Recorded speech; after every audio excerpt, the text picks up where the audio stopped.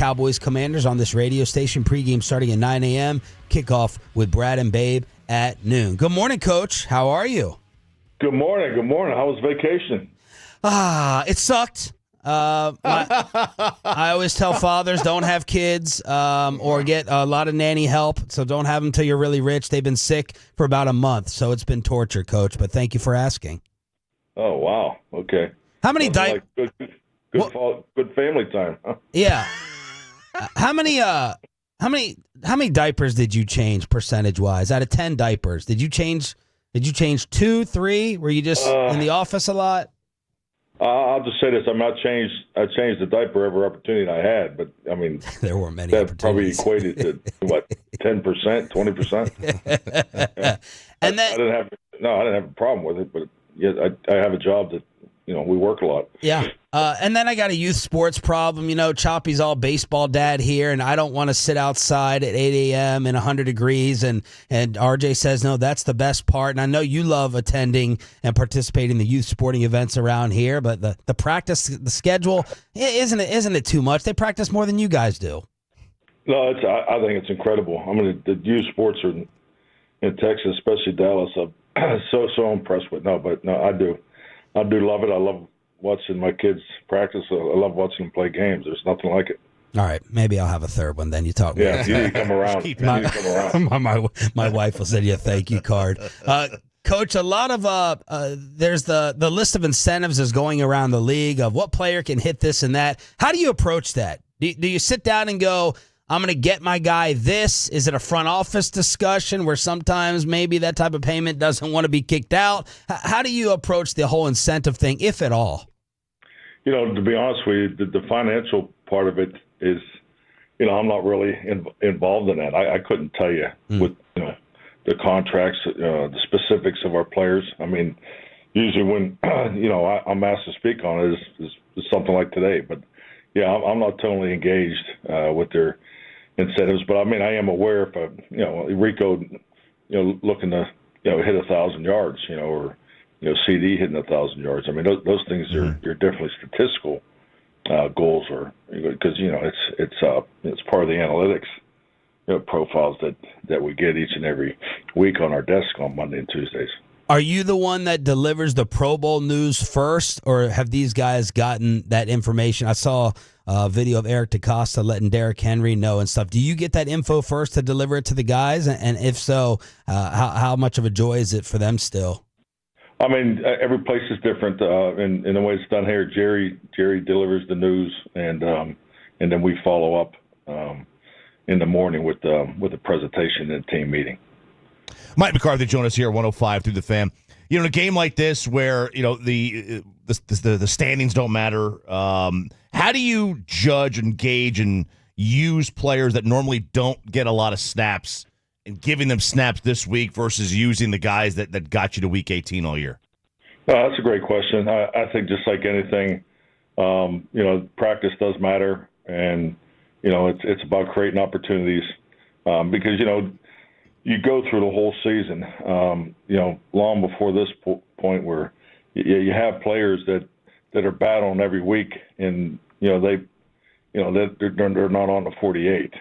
So and that's tough for those guys each and every week. So it's not like you just have 48 players or 49 players each week that make it to participate in the game. So that matters. A great example of that would be Deuce Vaughn. I mean, there's Deuce is always, battling to be up each week, and then situation usually it comes down to special teams, but he practices. I mean, you can see he's improving. He's getting better and better. But you have that pretty much throughout your football team with your young players.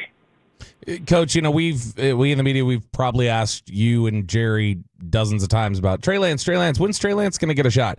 Is that something where that question, though, even as a competitor, has ever been posed to you guys by Trey himself? Like, hey, am I going to get a shot to step in this week? I think not as a direct, but I think just like anything, actions speak louder than words. And what I see in Trey every single day is he's always prepared.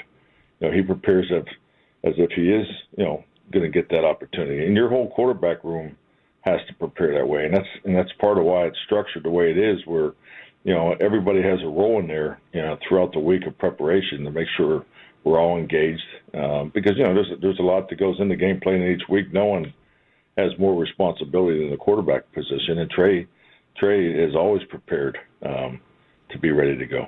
What's been different about Trey now versus when you first saw him walk on the field last year? Oh, I just think his fundamentals. I think clearly, everybody teaches a little different. How the footwork is tied to the perimeter routes. The command at the line of scrimmage. The communication network is different for every offense. So all those things. So he's improved in every area, and that's just a credit to his hard work. It's a credit to Scott Tolzien. These men put a lot of extra time. They're down on the Ford Center field here in about 15 minutes. Going through a pre practice before work. So there's a tremendous amount of time that's put into playing the quarterback position. And Trey and actually Will's down there. Will be down there also this morning. But these guys put a lot of extra time in. Cowboys head coach Mike McCarthy joining us here on 105 through the Fan. Mike, I think it was actually Ted Thompson who had given an interview in the past and said, when you're looking at smaller school guys, for instance, on tape coming out in the draft, you need to see them walk on water because of the level of competition. You need to see them play above such a high level. When you're evaluating at practice and you're trying to determine a guy who competitively is going to take a starting job or anything like that, do you have to see them perform so high above in the practice setting, or is it just a straight, all right, this guy's been better than this guy, so he's going out there on the field? Well, I think it's really a universal evaluation question. When you're watching anybody compete, who they're competing against is always part of the equation of putting a grade on somebody. That's always been the case. That's some of the best evaluations. And I know I've been experienced is you're watching another guy and you notice somebody else. I remember we were watching Derek Carr coming out a few years back, and then halfway through the tape, it's like, well, who the hell's the receiver? And it was Devontae Adams. So so you're always in tune with who they're playing with, who they're playing against. But yeah, definitely that's to me that's part of the evaluation formula. Coach, we were looking at some of the analytical numbers about in recent weeks. For instance, against Tampa a couple weeks ago, you guys were running tighter formations than you had on average this year. There were more 4 receiver sets, I think, in that game than there had been in recent games. You started running Kevontae Turpin a little bit more inside than it looked like had been used this year. Was that is some of that stuff lately just been matchup dependent, or are you tweaking some things and saying, you know what, let's see if we can have some success with this and trying to figure out some stuff that might work heading into next year as well? Couple things. Number one, you're always game planning against your opponent. The health of your offense and defense really factors in to that more than you would think. Just the things that you feel better about what each player can do and things you might want to stay away from. So, there's just a lot of different variables in that. As far as Turpin, we've been running outside zones and edge plays with him. So that really hasn't, if he cuts it back in the inside, that really isn't an inside run. But so that's been the same.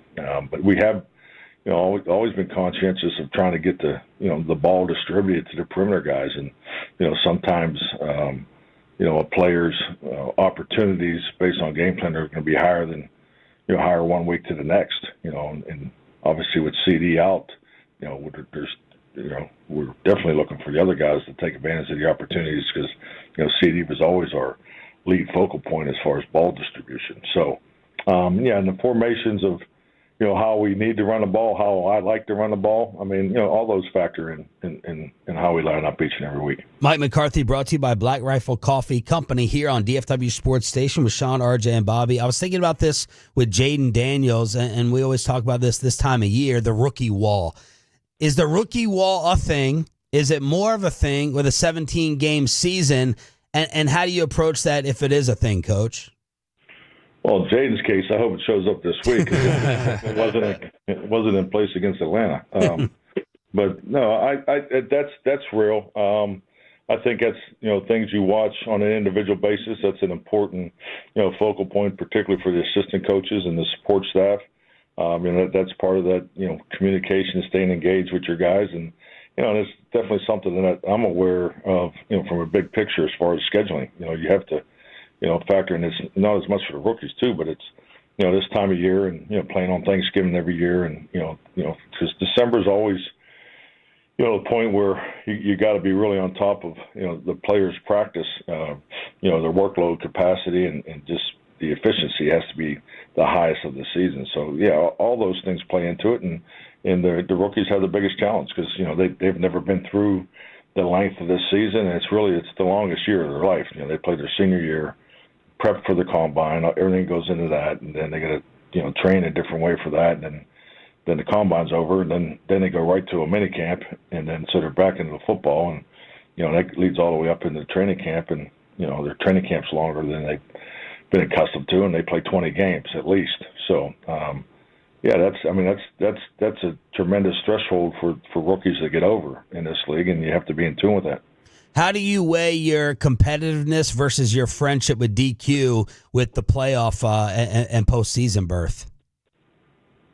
What do you mean? You just outright joy for Coach Quinn making the postseason, or there's a little NFC East like, yeah, congratulations, man. Your competitiveness versus your friendship with Dan, and happy for him getting into the postseason. Yeah, I think like anything, when it comes to competing, I'm looking forward to competing against Dan and his team, and but on a personal level, you're always happy for to see your friends do well. But I definitely want to make sure we're doing better than he is in the future. But I am happy for Dan. Coach, you've said all year you're not going to discuss your contract situation. So instead of looking ahead to anything like that, just kind of reflective and looking back over the last 5 years. What has this 5 years been like for you in Dallas as a coach and as a family man, kind of, setting his family here in North Texas? What do you look back over the last 5 years and reflect on in Dallas? It's been a great experience for our family. The start was different than anything, any of us could ever imagine, with the pandemic and, and the family not, being here the first, year or so. So it was a very tough start, to say the least, both personally and professionally. Just to, start a football program during that year, clearly, wasn't ideal, and it didn't go very well either. So, I'd say it was a rough start, but I felt like year two, we got the program, going in the right direction, and have done a lot of good things, over the course of these 4 years. This year was, the challenges were high, and we didn't get through them to the point that put us in the playoffs. So that's a bit of a disappointment, but this has been a great experience for my family. My family really enjoys living here. I can't say enough about the North Dallas, the city of Dallas. PCA is a phenomenal school. I can't say enough about the culture that they have over there, and it's been an awesome experience for our family. Is it about what you expected it was going to be? I mean, you can never really tell what a job is going to be like until you're in it. But I mean, the minutia that gets talked about here, is it about what you expected or more? I mean, the radio shows are a pain in the ass. Other than that, it's about what I thought it'd be. But no, it's the Dallas Cowboys. I mean, it's one of a kind. I love coming to work every day, and I think it's doing this as long as I've done it. That's a gauge for me. If I don't jump out of bed, then it's time to maybe do something else. But I do it. I love getting here. Love getting there early. I love the players, the coaches, and this is what it's all about. And for my family, the city. I've been to Dallas over the years, so I've always liked coming here, and I've been down here on a personal level, a lot of times, both Dallas and Austin. So, but living out here in the North Dallas has just been awesome. I don't know if this is such an incredible place to raise a family. So it's been an awesome experience for us. Coach, we know you're all about, championships. Do you just view it through that lens and deciding whether it was a success or not, or you allow the gray area to come in and you're like, no, didn't win a title so far, so not a success? How do you view it? Well, definitely. I think you clearly, once you're able to, lift the Lombardi Trophy, there's really nothing else to do this for. In my opinion, that's my approach, and that's what makes me go every day. But I'm not ignorant to the fact of levels of success, because you have to achieve different levels of success, and what you learn through those experiences, there's different devils at every level, and that's why I think clearly handling success is the biggest challenge in our game. But yes, I mean, we're as we're sitting here today, this is not where we expected to be, but this is where we are. So there's a lot of value in going through the adversity that we have gone through, and it'll definitely pay forward, especially most importantly for the young players. Well, look, on a personal level, just, for radio nerding out purposes, we thank you again. Definitely much more enjoyable than some of the past times we've done this throughout our 15 years with people. And we thank you for putting up with us with the ups and downs and all the difficult and hard questions and the personality that you gave us along with the story. So we appreciate that, Coach. Are we doing it again next year? Yeah, I hope so. It'd be awesome. No, you guys are great, and I just want to wish everybody a Happy New Year. Thank you, Mike. Thank you. Good luck on Sunday, man. Thank you, man.